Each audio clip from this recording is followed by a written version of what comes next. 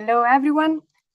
We are at the Art&Science Permeation, live streamed online chat to YouTube. This talk is taking place within the Uroboros Festival 2025. We are now on the second day, and this is the first online session. We are followed by another online session, and the final gathering will be this evening in person. I just wanted to introduce the festival with a couple of words. The festival started in 2020 to support critical approach to design and foster critical research strategies to go beyond human-centric designs. And Uroboros has developed into an annual festival for art and design research inquiries into the possibilities and limits of more than human coexistence. This edition, Permeating Noise, calls festival participants into a shared practice-based exploration of the boundary zones of knowledge production, connecting human and other than human art and science, disciplined and intuitive ways of knowing and meaning-making. Going back to our conversation today, the central theme is art and science collaboration, and it's rooted in the collaboration between the Uroboros Collective and Arts Biologica, a project that is newly established with a network of interdisciplinary researchers, scientists, and artists with a focus on art and science collaboration. I just want to thank our partners today, the City of Prague, the Academy of Fine Arts Prague, and the Oslo School of Architecture and Design. We have three panelists that will give a short presentation around 7 minutes each. We are interested to hear from them one or two case studies from their personal and professional experiences that exemplify best art and science collaboration. So tell us about enjoyable moments, memorable or provocative experiences. Later, I will open the floor for questions after a short Q&A with the panelists myself. And if you have any questions at any point, please pop them in the chat in the YouTube channel so that we will sort them out towards the end for the interaction with the audience. I am Benedetta de Torre. Today I'm moderating this conversation. I'm a project manager, researcher, curator myself. I have just finished to work on a 1.5-year residency project called Stars for Water. We ran 3 residencies as part of a broader project, and it focused on the future of maritime ports around Europe. Today with me, we also have Robertina Šebjanič. You're going to present first. I'm going to introduce the other speakers one by one. Robertina is based in Ljubljana and is an artist researcher whose practice drifts through the fluid thresholds of ecology, geopolitics, and arts, attuned to the rhythms and raptures of aquatic worlds. Robertina, if you are ready to start, I'll leave you the floor, and then I'll introduce the next speaker.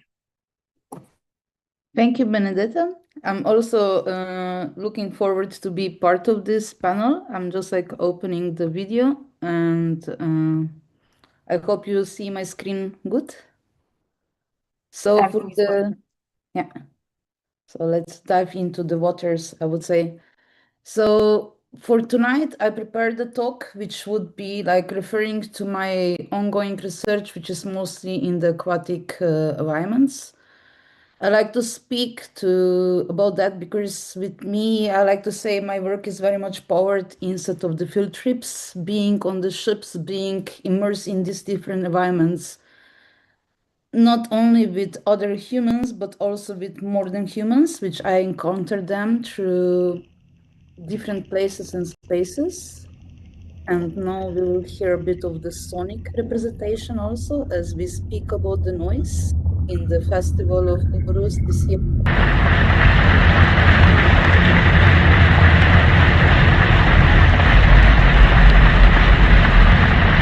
This noise we just encounter for a second is the noise which us humans are presenting in the oceans most of the time, I would say. Is because the oceans, they're not only the leisure and vacation and our space, but it's also space of others, and we sometimes forget that. Here, what you see on screen now, it's one of the articles which was referred to my work, Aquatocene. As I like to say, between artistic and scientific research, sometimes it feels that there is some chaos or noise, but many times there is also lots of connections So I wrote the work about I wrote the article, scientific article about my research about the noise pollution and our human industrialization of oceans and this kind of presence. At the same time, the scientists which they can be working on these similar topics, they asked me to refer to that one. So I think that sometimes these kind of links can happen very nicely. What you see now is like a work which is called Aurelia 1 plus Hertz. It's a work where I was like diving, and it's one of my oldest work. It's more than a decade old, but it was my first time diving deeper into understanding other species. And then this research continued further more into the coastal waters of the Adriatic in Dubrovnik per se. And it was research which was conducted through Start for Water, but it was in the first edition of that European funding, where I was working more on the understanding how the sea urchins are reshaping because of our human presence in the coastal waters, and how the pollution, which is like through detergents or different household materials, is present in the aquatic representations. And this kind of toxic connection with the chemical pollutants is also resulting in the work which I will present as a last for today, and I think it will be good discussion for all of us. Is a work I started as a research at Tara. Is a scientific research vessel.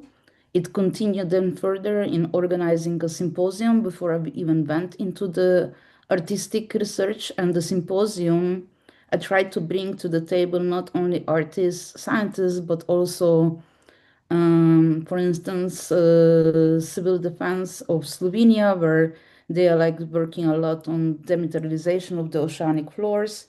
Also scientists and researchers which they're working in the Baltic Sea.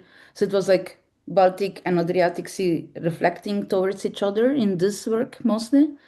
Even though that there is lots of points all over the globe which they are full of this kind of human geopolitical kind of legacies, I would say. It's like legacies of war. For instance, after the Second World War, everything what stayed on from the German army, it was dumped into the Baltic Sea. So I always like to refer to this like how long we will use the oceanic environment only as a big blue hole and try to understand it also as a space where the other creatures need their spaces to live also.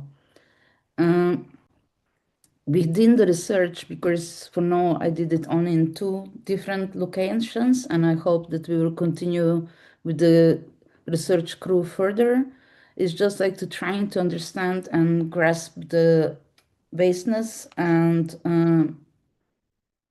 representation of that, and also how this kind of chemical pollutants is changing and shaping morphology and geochemical situations of all different more than human entities which they're present there. For instance, this is an archive material which I got from the special police forces from Croatia, which I was also collaborating with, because they are the ones which they are actually swimming around this kind of unexploded munition, and also they are trying to remove it from the ocean floor. And for 1 minute, I will just let you immerse into few short details in my video essays.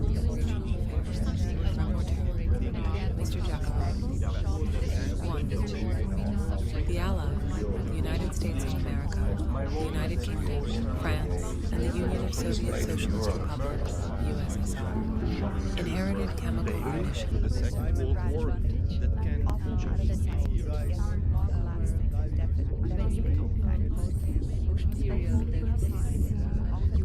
The post-World War II practice of sea-dumping munitions has left a legacy of environmental and safety concerns.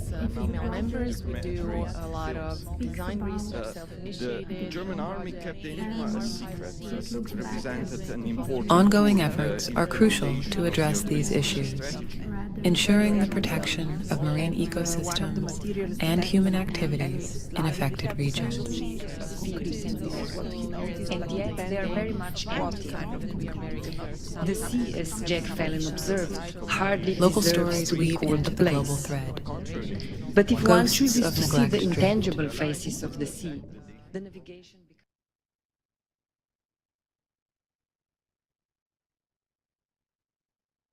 So this is from my side, and I will leave Benedetta word further to you and to Anetta and Alexander's presentations, and then we speak further. Thank you. Thank you very much for that, Robertina. So our next speaker today is Anetta Chişa. She is an artist working across sculpture, video installation, and text to explore the transformation of materials, technologies, and environments, investigating their politics, agency, and embodied experience. Anetta, the floor is yours. Thank you, Benedetta, and thank you all, and thank you, Uroboros, for wanting to hear me.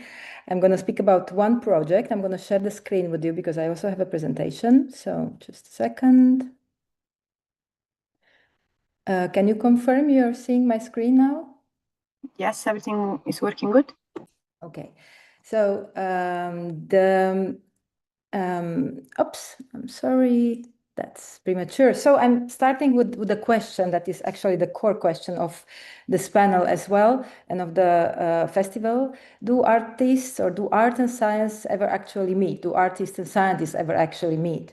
I don't mean at a conference where they speak to their own tribes or to a public lecture where one explains and the other listens, or in science communication context where art becomes the illustration or the knowledge transfer of science, but an actual meeting, a rendezvous, like two people who agree to show up without knowing exactly what they'll find, like a blind rendezvous. And I'm gonna venture into the field of mathematics now, into the world of mathematics, because mathematicians the mathematicians had been studying this problem, the rendezvous problem, of how two people lost in shared space can optimally find each other. So they called it the rendezvous problem, and it's a problem that was first proposed by a mathematician, an American mathematician, Steve Alpern, in 1976 at a seminar in Vienna. It was an informal proposition. It got formalized later, and the problem reads like this. Two people have a date in a park they have never been to before. Arriving separately in the park, they are both surprised to discover that it is a huge area, and consequently, they cannot find one another.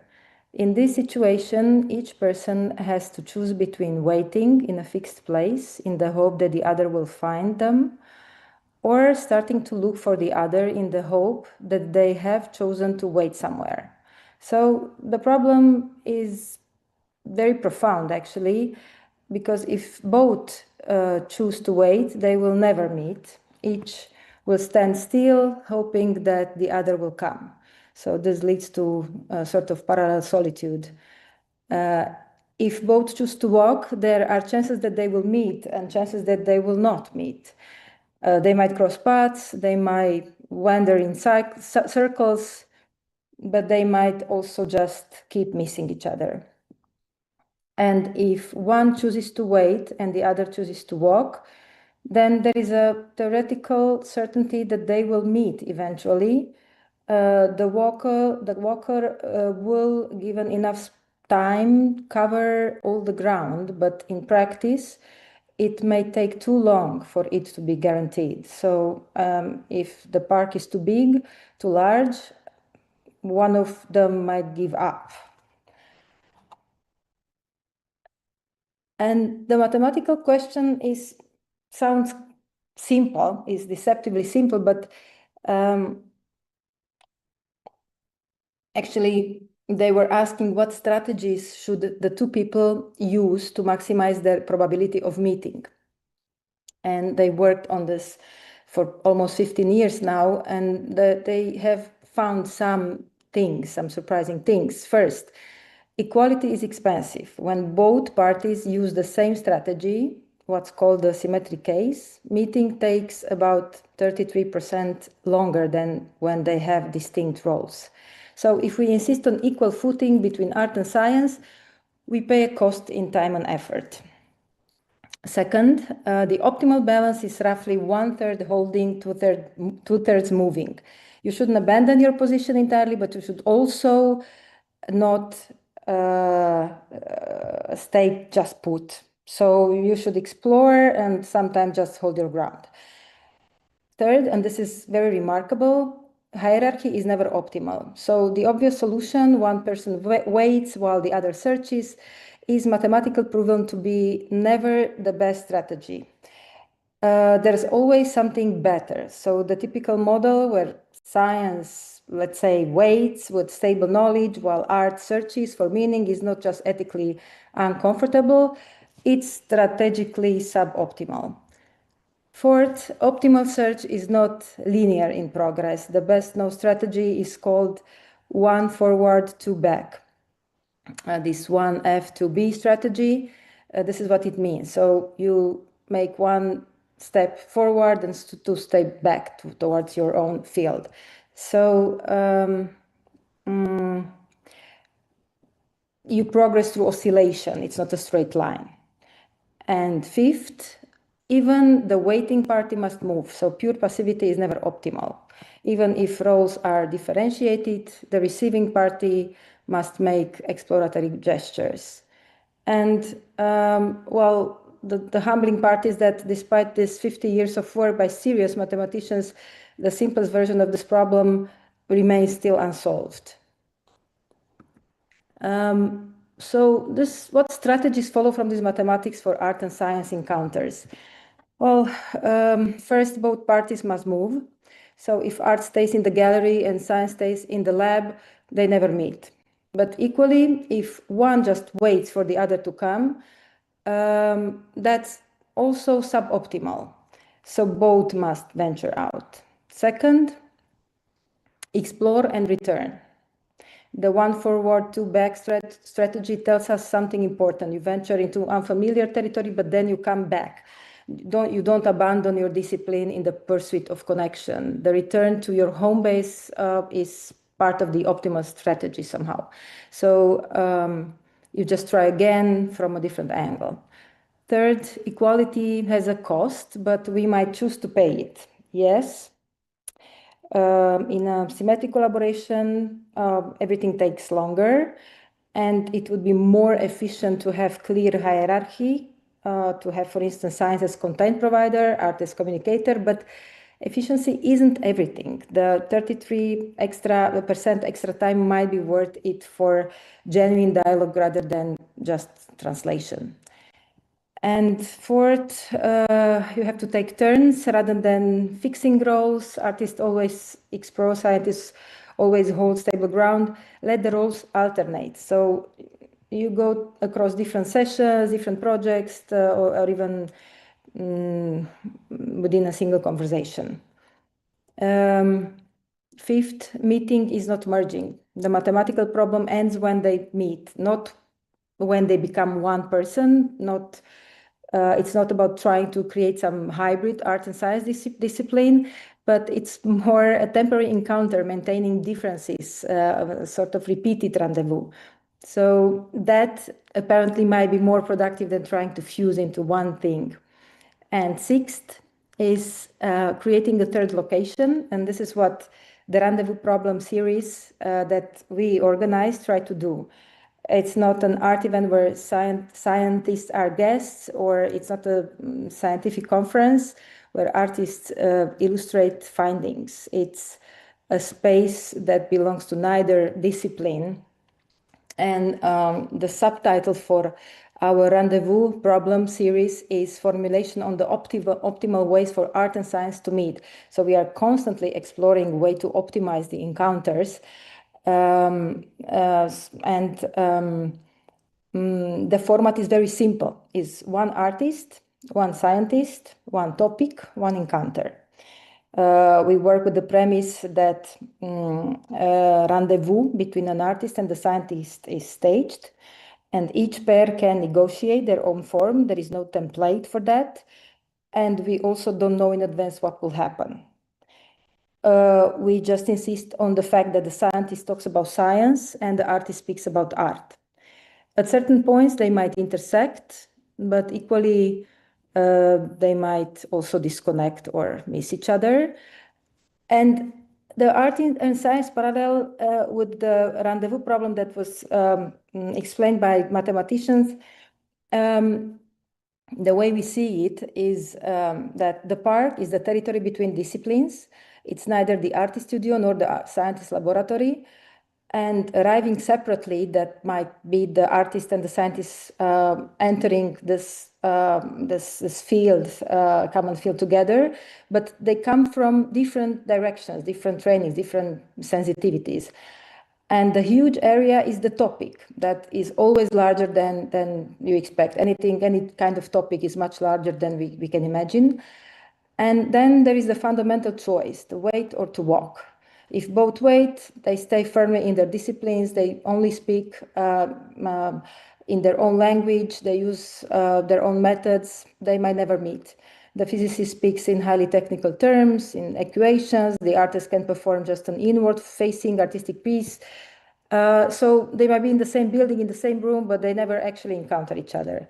If both walk, they risk of abandoning their training to become vaguely interdisciplinary, and they might meet, but they've never made something of value. It's something losing or lacking depth and expertise. And if one waits and one walks, this is the easy solution, but it creates hierarchy. For instance, if science waits, it provides content, data, knowledge, and art walks, it illustrates, communicates, makes accessible, or on the contrary, if art waits, it provides aesthetics, creativity, imagination, and science walks, gives rigor, validation, legitimacy. There is this balance. So either of these examples is just one serves the other. Well, we have begun to test these optimal meetings of artists and scientists last year, and we've staged 5 rendezvous between artists and scientists, and we are preparing another one soon. Next year, and I'm just gonna go quickly through the rendezvous the 5 rendezvous that we had so far. Irina and Irka decided on a dynamic and performative act that migrated through various spaces on the Veterans venue where the audience is now watching us. Irka was demonstrating incompleteness, that was the topic of their encounter. Through explanation, through sound, through objects, a falling apple, a piano play, symbols in theoretical physics, and the language of physics was made sensory. After a short introduction, Irina chose to instruct the audience in silence by giving them all the persons that were there written notes that choreographed their movements in the space. So the audience became the actual material. Cosmography, that was the second topic, ran in parallel. Annabella, the astrophysicist, presented an arc from ancient cosmology to high-energy astrophysics, plasma, large-scale structures, the mapping of cosmic regions. And on the parallel projection, in the same time, Aleš illustrated her talk live, building a mind map, a diagram of her cosmography. He then introduced his own research, the cosmogram, schematic representation of the world that he gathered. So we had these 2 cosmographies running simultaneously, one empirical and one diagrammatic. Then we had a session on language where Marketa Dolešova and Tomáš Mančal turned their rendezvous into a live experiment about language. They asked everyone in the audience to write a single word on a post-it note.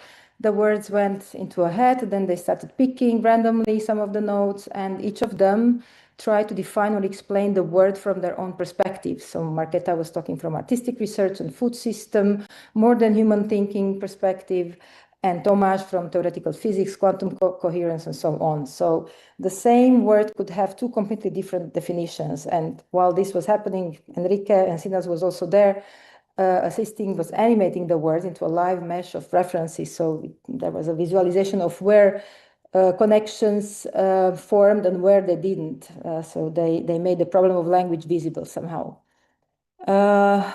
Punctum was another rendezvous. Martin and Oldrich decided to have a rendezvous in the National Gallery in Prague, in the permanent collection of modern and contemporary art. And the rendezvous took the form of a guided tour, where each of them chose particular artworks to discuss artistic aspects of scientific references. So Martin was pointing out various art historical references, while Oldrich was looking at the same paintings and finding some physics in there. The artworks became meeting points or possible meeting points or points where they missed each other totally.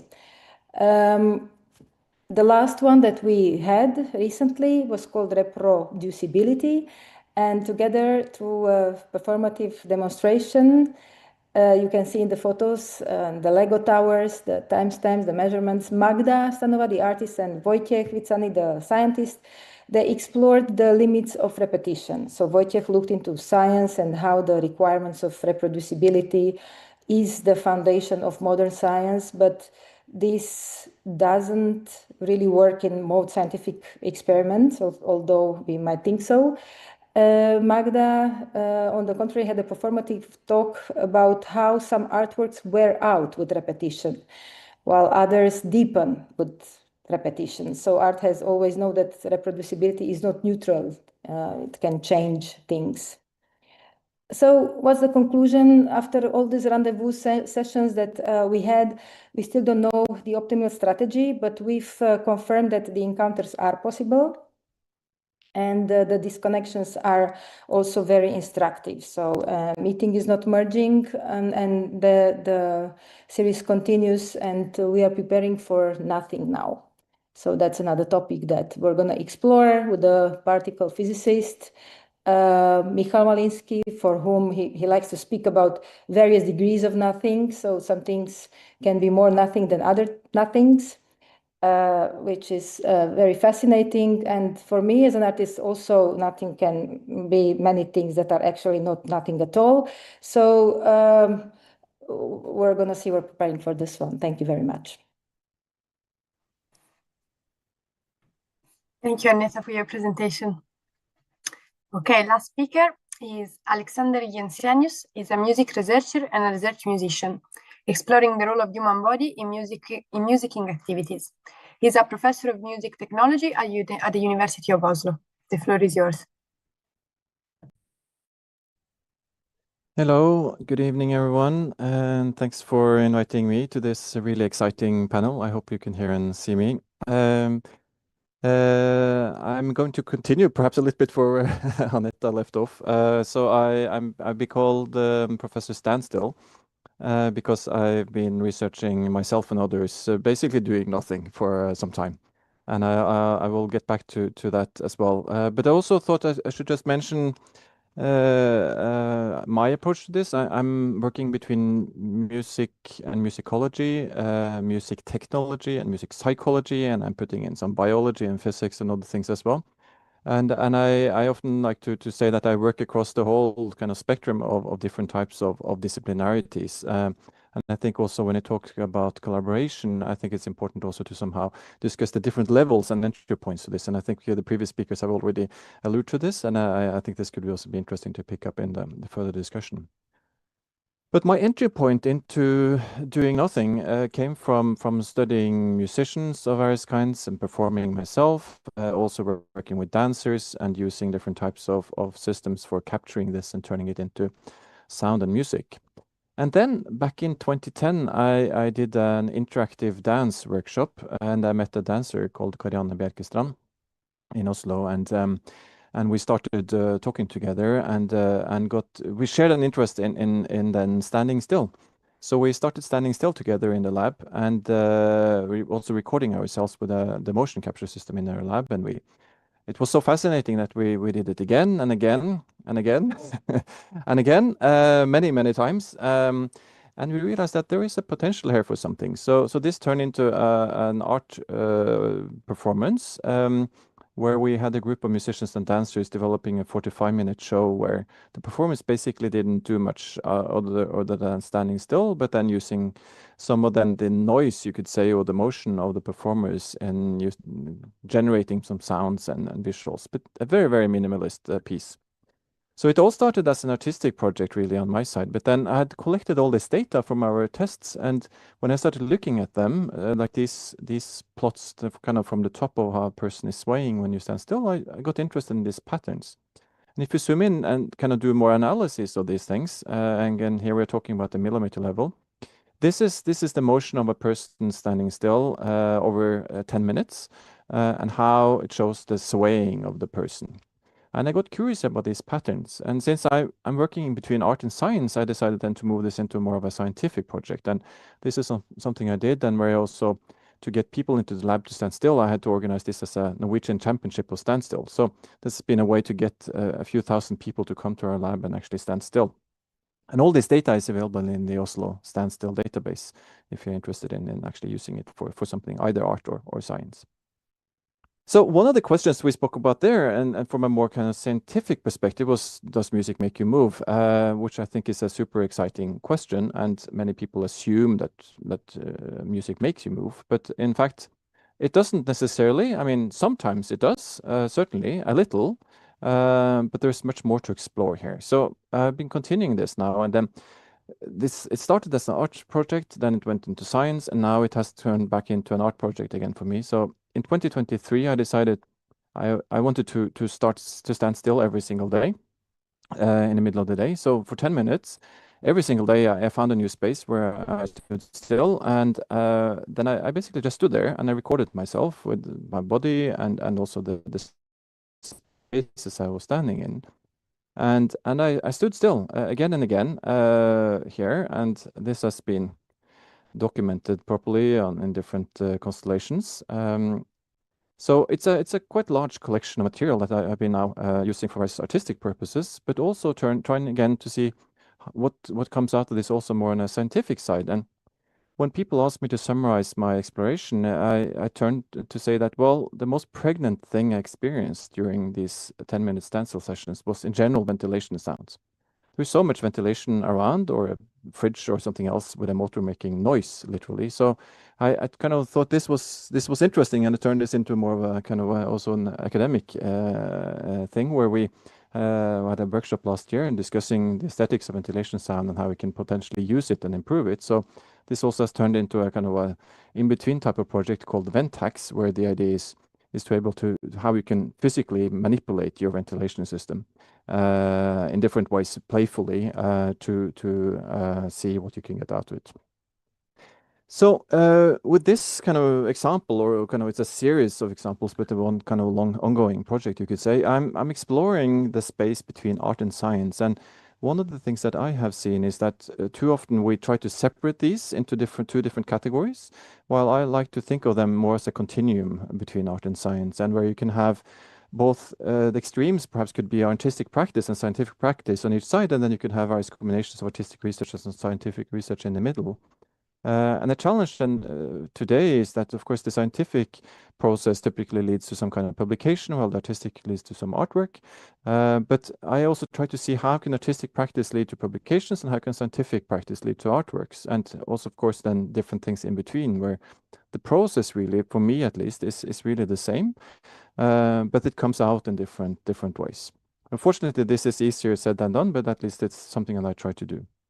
And then just my final thoughts is to mention that we here in Norway, we now have a new large AI center initiative, which is called Mishmash, where we really try to see how we can have institutions come together and study AI as a meeting point between humans and machines on one side, but also between artistic and scientific practice. So this is already now we have assembled researchers from almost all Norwegian higher education institutions, and also working with various galleries and freelancers and public and private sectors to really see if we can get a mishmash out of this kind of space here between art and science. yes, I think I stop there and look forward to the discussion. Thank you. Perfect timing, everybody. Thank you so much for your contributions today. So before I open the floor to questions from the audience, my first really reflection is about the theme of the festival and how, for example, Robertina made us listen to some literal noise, but then it also makes me think about this sort of theoretical noise, no, of all the disciplines, of all the issues from marine biology to like historical facts and economic issues, as well as warfare and all the other kind of disciplines that come into your project that you just presented. So, and I think that creates a lot of noise in terms of how do you navigate through all the different territories, no? Like you're exploring this seemingly specific topic, but it also contains a lot of other issues. And then similarly for Anetta, I think there was something there about noise in terms of all the nuances that can be explored when meeting or not meeting or looking for each other. And so there is a lot of nuances as well in the examples that you brought us, where also I was reflecting on this idea about hierarchy and how there were perhaps different hierarchies played during these rendezvous that you just presented to us. And similarly, I think you left on a nothing note, Anetta, and then Alexander produced a lot of noise just by standing still, right? So my first question is, departing from this idea of noise, what can emerge from noise, and particularly in art-science collaboration, where do you think the noise is, how do we navigate it, and how potentially noise becomes a disruptive force or a connecting force? Anybody that feel free to say something. Maybe I can start just to so when I think about noise, also the way you described it, for me it seems to be this place, the marking of this place where one discipline encounters the knowledge of the other discipline. So the noise somehow as it forces both sides to abandon their habitual spaces or environments and to reorient a little bit. But also in the language of the rendezvous problem that we had, noise is also something that prevents you from assuming you know where the other person is, because this is another thing that we are very careful about. We always make sure that the artists don't want to make science or the scientists don't want to make art, and they just acknowledge the noise that is there, like something that is indecipherable or illegible for them. So it forces a strategy of a more attentive exploration, and rather than some certainty about the other. So that's how I see where noise is, how it integrates into this art and science collaboration. I could also say something. So for me, noise has been actually the entry point really into the collaboration between art and science for me, literally, because I've been when I started studying standstill, in the beginning, we didn't actually know if we were just recording the noise of the motion capture system that we were working with, or if it was actually the human body motion. And it turned out after lots of testing that we actually do measure so-called micromotion of the body, but it's very noise-like. But the interesting thing is that there is a signal in there. But usually if you go to biomechanics and people looking at the body, that signal is just, or that it's just basically filtered out because it's considered as noise. So it was an artistic interest that kind of brought this to life, and actually now it has emerged as a scientific interest. And the same thing also with this ventilation thing that I've kind of stumbled upon now. I found interesting, and I will continue working with ventilation systems, is that this is also considered noise that nobody really thinks about. In a way, it's there. People complain about it, but etc. But why do we accept that we have these ventilation systems around in that way? I mean, it's possible to do something with them, but nobody is talking about it, etc. So again, to me, noise is super interesting to see, so that there is perhaps also a signal in the noise, or at least it's a relationship between noise and signal, or background and foreground. Then you get into discussing also different levels of attention mechanisms and whatnot. So I just find noise extremely fascinating as a concept and an opening for very, very many things.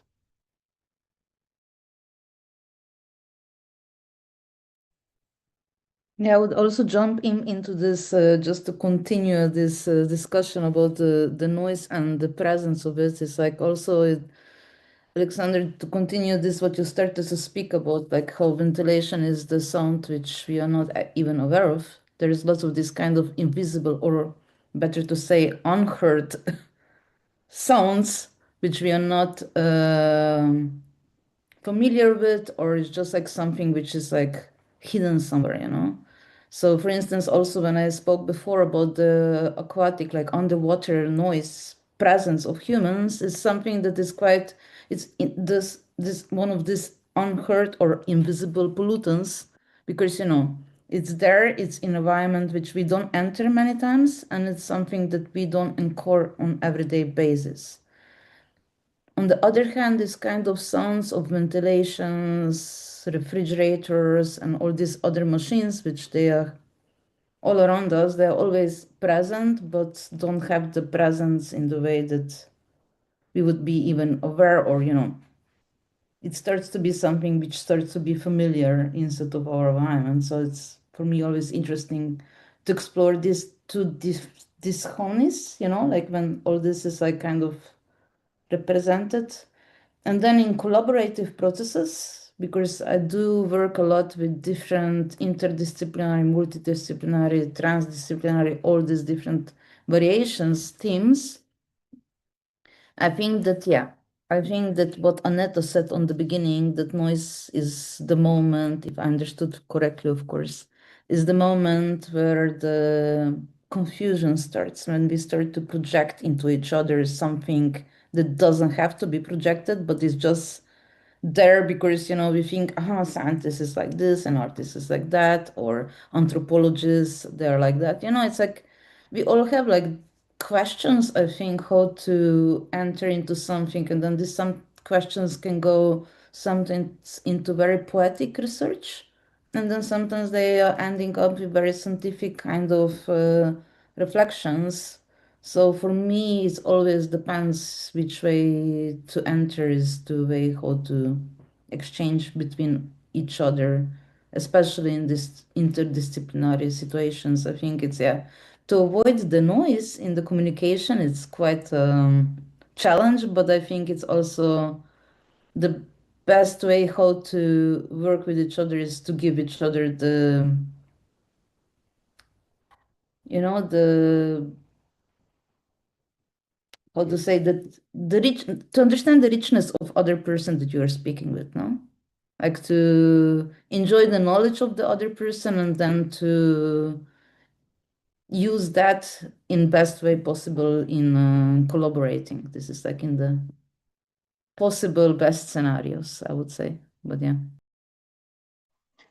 This makes me think about the idea of more than human collaborations, no? And perhaps noise itself then becomes an agent that you can collaborate with. So another than human agent that you interact, no? And so it can either be used as in a way as a strategy for the collaboration to unfold, or like another agent that you can interact with and incorporate. But I wanted to move to something else, actually. Anetta, you were presenting this design program in a way to bring artists and scientists together.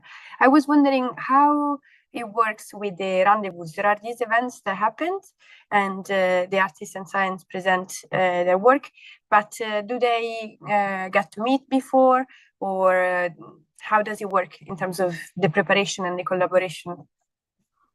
Yeah, we always, at the very beginning, we made, together with my colleagues Irina Görge and Jakub Podgorny. Jakub Podgorny is he's a theoretical physicist, so he's the scientist in our group, and we are the curators or the organizers of the series together with my colleague Irina.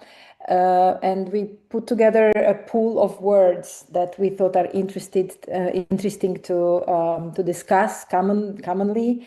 But actually, what we put together with Irina did not resonate so much with the scientists. Jakub said, "No, this is banal. This is like," and he put another set of words together that was not resonating with us. So it was very bizarre that we couldn't find from the very beginning a common somehow consensus.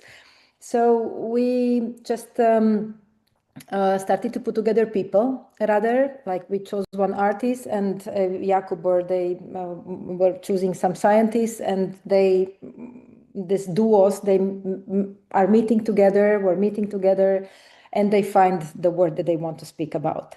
So actually this is, they agree on a word, they might prepare a scenario of how the meeting, the encounter will happen, or they might just come blindly together and just do something, and something might happen. It's a very experimental format that we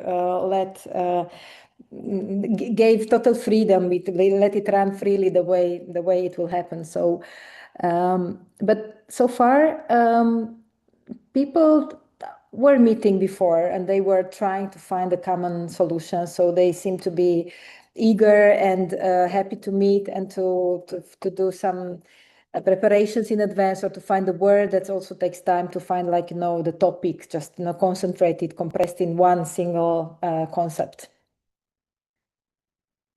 Great, yeah.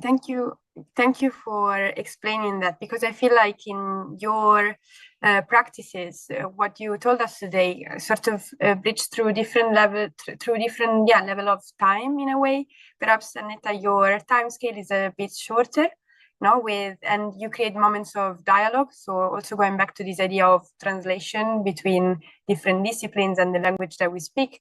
Obviously, the example that Alexander brought instead is very long, and that allowed for a different spillover effects that brought the research in different directions. And you were really good, I think, in returning back to your also original practice, in a way, what Anetta was saying in terms of going, wandering and exploring, but going back as well to the quality of the practice in itself. And Robertina as well, I'm not sure what's the time scale of your project, but this leads me to the next question for all of you. And so you will be able to tell us more about it. So the question is really reflecting about this question of time and how it deploys differently in the projects that you have explored. But for you as practitioner, my question is, how do you align, or do you need to align time and time scales between disciplines, so between science and art? Do you think these kind of projects need to have certain timelines or time scales? And how do you work with different disciplines that require different time scales and pace? Well, I can try to say something. Yeah, it's a very good question. And so for me, so I'm in the position where I'm doing both scientific and artistic research and performance myself, in addition to also leading a center where I also coordinate other people doing this thing. So it's a bit mixed there. But I certainly see that there are huge time differences when it comes to art and science, and scientific inquiries and writing publications on these things can take years, right? With getting anything out, with data collection and the rigorousness, etc., that you need to do there. While for many artistic outputs, it may be that I'm working, say, for a week intensively with some dancers and musicians, and we put on a show, or at least there's a shorter timeline in general. Although for me, it has the challenge working between art and science is that it takes time to develop that skill to be able to talk to each other and understand each other, and for more scientific people to understand kind of the logic of artistic work, and for artists to understand the logic of scientists. So for me, I have some both scientists and pure kind of artist performers that I've been working on for a long time, and they come in and then we collaborate once in a while, but then we're able to develop this relationship over time where it makes it easier to work.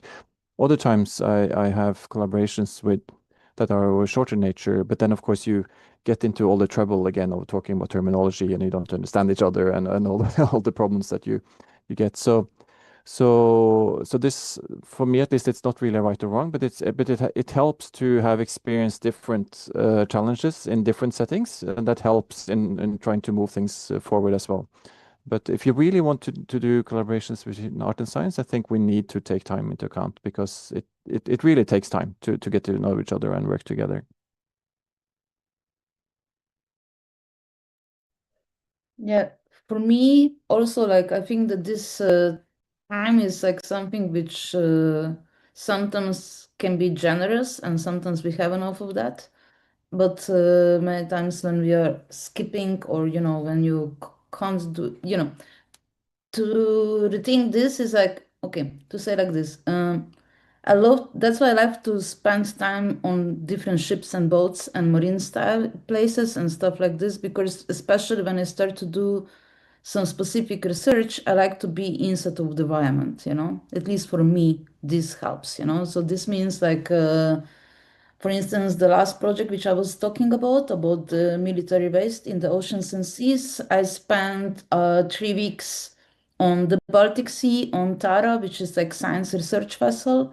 They didn't do research on this topic per se, but just like being present in the environment, have the opportunity to speak with different scientists and to have this exchange was especially, for me, crucial, that I was able to develop the work further, And then it was another stage, another year where I was developing it slow, there are different paces, I would say. So, and as Alexander said, yeah, for the scientific research, many times you need like several years that you can do the thing from the experimentation till the final papers are published and shown and presented and so on. In artistic research, we sometimes don't have these possibilities because I'm not like affiliated in the university as a researcher. So for me, doing this kind of research stuff is depending how I navigate my own schedule within other projects, because, one thing is to do the research and be immersed in the field trips and be there. Another way, and then you have to also present these works, and then it's these repetitions when you show them and so on. So there's this kind of complexity of how to navigate. So it takes a time to get skilled in talking between different disciplines, and sometimes I use my trick to say like this, that I organize symposiums where I invite the different people which I would like to have them with me.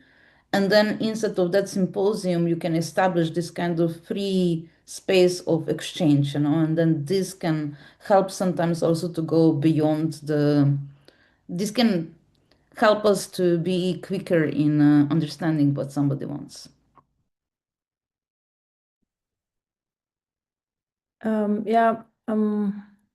The way I see it is that sometimes art and science collaboration fails because we assume we are sharing the same time, and I don't think we are sharing the same time. We are a little bit like in Alice in Wonderland situation, where in our artistic world, like oftentimes the time delays or contracts, or it's always 6 o'clock, or it's just anything can happen, accident can happen, and all of a sudden you have something new, or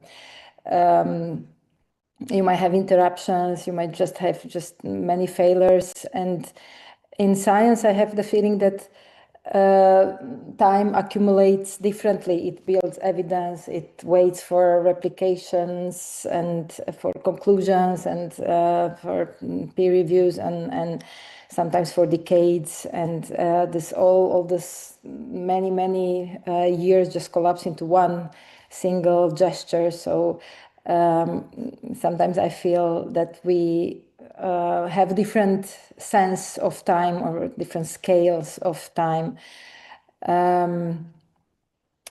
But perhaps attuning to each other doesn't maybe means just to recognize that we are working with different time scales or different time rhythms, and just choosing to be guests at each other's tables or time schedules, not permanently, but just visiting and sitting in an unfamiliar seat and following this rhythm that the other one is having or experiencing. So yeah, I think this, that's it. Thank you very much. To continue on this, thinking about this question of time and what we make, the process involved in the time that we spend collaborating, I'm going to ask you a difficult but simple question, which is, what do you think is the best outcome of art and science collaboration? Because, we mentioned papers, which we said they come after a long time of research and they can take a lot of time. But then I feel like, in some art and science collaboration that I've seen, some projects, they can be very solution oriented. And so I guess the best outcome there would be a prototype of some sort, or an outcome that has some sort of tangible impact. But I want to go back a step and ask you instead, what do you think is the best outcome in general, given your experience in this field?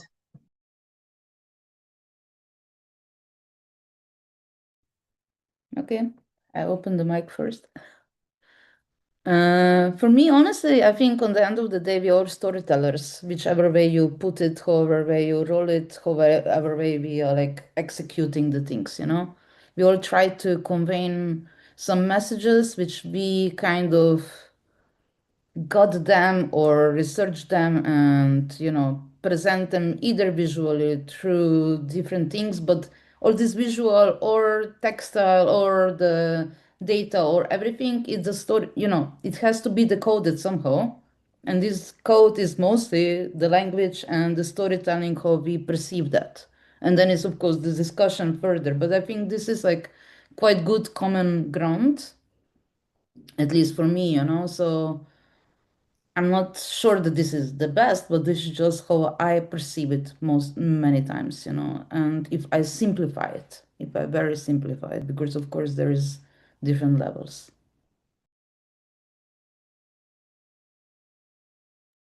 I could, Anetta, if you were first. I was first, but I will be short. I think what is interesting for me, it's that from these encounters or collaborations, there's a sort of intimacy that is emerging, that kind of brings with itself a willingness to reveal one's own uncertainties and limits, and also failures in our own profession. So and I like that, because like we had many dialogues with the scientists, and we're also kind of like, we're finding similitudes and we're finding also differences, but I like this intimacy that is being created. And also without this intimacy, I think we would be back in some sort of parallel monologue. So this intimacy kind of like, has the potential to generate something new, a sort of like new space. So yeah. Yeah, and to bring in just another perspective too, is that it's easy to be instrumental in thinking about the end product of these things. But then, of course, artworks versus publications may be quite different. But if you go to the core of artistic work, or artistic research, and also scientific work, it's about asking questions about the world, I think, in some way or another, and trying to somehow uncover something. And then it's about the storytelling, as Robertina talked about. And artists and scientists do that with using different means traditionally. But I think for me, the exciting thing is to really engage in collaborations where we can really delve into the really fundamental and the core questions. And I think that's where art and science really meet at a really fundamental level. And then the outcomes will be different things. And I generally support trying to have a wide variety of outcomes, not only one type of outcome, but many that show the kind of the complexity of what you're talking about. But it's really about the questions and the stories, I think. Very interesting. Thank you. We have a question from the audience, actually. I'm going to read it out and then we can discuss it. In the light of the increasing complexity, fractal shape of crisis today, do you see art-science collaboration as a new career path? And if so, do you see it happening within traditional historical institutions like university? So what the curriculum would look like in an institution like that? I think for me, this is a pertinent question as well, thinking about this idea of the third space for meeting that Anetta mentioned and how we create them. Obviously, I think they can exist within institutions, but perhaps you can also give me your feedback on that, your opinion. To be honest, I'm a little bit suspicious of the career path. I'm not. I don't think that the art and science becomes a track or something like that. No, you know, we have some collaborations, but if I think what is valuable about this is that it's two different disciplines that kind of like, you know, merge eventually together, and something interesting is created. And also from talking to our friend, the physicists and the scientists, I know that all the sciences, in order to be a good scientist, you don't have time. Like, you know, the field of your expertise is so vast in itself that, you know, there's an interdisciplinarity is always a little bit just brings with itself a little bit of dilettantism. You can't be like you know, the highest expert on something and also like, you know, this is what they said. So so I think it's a little bit a trap that the crisis demands, thinking that we have to move between, and we have to refuse to settle. But institutions, I know that they require, or they like to hear it, but it's also they know how to make these new boxes, this new categories, and it's not really. I don't know how effective is it, but like, you know, I think we should just dissolve the logic of these boxes altogether. So this is and just do whatever we do and try to, of course, meet, but just do it otherwise. I'm a little bit suspicious about the universities. Yeah, I work in a traditional and historical university, so I could. I think, unfortunately, many universities are conservative by nature, because they are the way they are set up with the faculties and departments, etc., where things are very locked into structures. And I think people always talk about doing interdisciplinary things, but in general, I think very few universities actually manage to do it properly or in any way, and that's for good and bad. Of course, there are examples of how it works.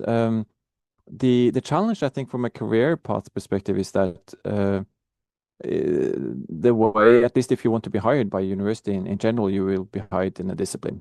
There occasionally pops up some kind of interdisciplinary positions here and there, but again, that's quite rare, I think, in general. So now I'm very interdisciplinary myself, with dual backgrounds, but to be able to be interdisciplinary, you also need to have some kind of disciplinary foundation to start with. So that's another thing, right? So I'm quite skeptical about, for example, doing two interdisciplinary things at the bachelor level. For example, it's easier to do it perhaps later on if you have some kind of foundation in something. So it's not so easy. That said, working in music and in a music department in general, our students do music history, they do music theory, they do composition, they do performance, etc. So often within music, at least, we do try to cover both artistic and scientific parts of our study. So in the sense that many music departments are by definition kind of combining these things, although the students still go in different directions, either more towards the scientific or artistic side. Okay, by myself, I would like to reflect this as, for me, this is already kind of a career path, and it's something that I think that it can be quite useful, especially, when we speak about how do different disciplines even try to speak with each other if you don't understand each other very well, So people which they are having this experience being on both sides, working in the lab or working in the research or with the research methodology in this typical traditional scientific language, and then how to work with the research methodology instead of artistic variations.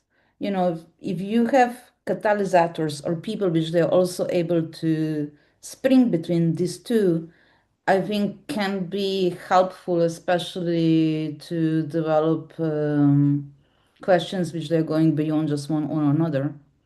And in this context, I think it could be good. I understand, and I work a lot with different scientists, and I can get that sometimes we really need to have our own time, or many times the scientists also very quantity driven and quality in the same time, in the sense of like scientific research has to come to specific goal, especially because many times it's lots of money involved, or it's a connection between different situations, I would say, which when you are studying these realities maybe not so present. So for me, this kind of I'm much more optimistic, I would say, about that. And I think it's needed, especially in the time where we are kind of rethinking what data is, how to deal with big data, when all this AI tries to push into our lives and try to analyze what we write, how we write, what we think, how we think, and so on. So I think that in this context, it's good to have the ability to jump between different fields to understand where it's happening, but I'm not saying everybody should do it. But I think it's important that also institutions, which they have like their traditional boxing, can also let that some boxes can be much more mixed up, in the sense of like when you see that there's like individuals which they're capable going into that, it is great to have this kind of support. And I have been guest lecturing different classes and university where they have different universities which they have these programs. And I see some very nice results in last 10 years that since this field started to be much more activated, I would say. Thank you very much. Unfortunately, we don't have a lot of time left, so I can't respond myself, but I'll bring up the last question from our audience. We have a few minutes left before we close the session, so I'll ask you to be brief. But the question is, I'm wondering about the infrastructures in place or to imagine that could support or sustain these practices. Oftentimes, scientists, researchers are employed. Artist researchers have PhD positions too.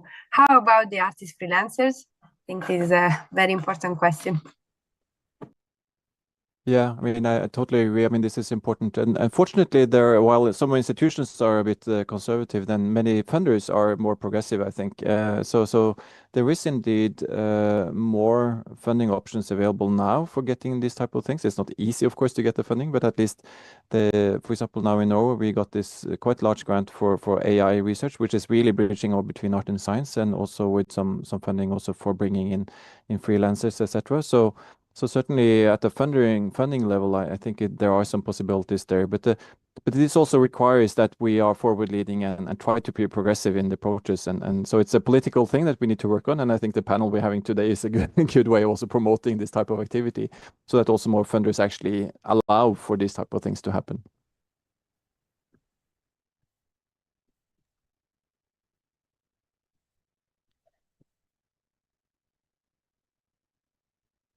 Anetta or me? Yeah, I can.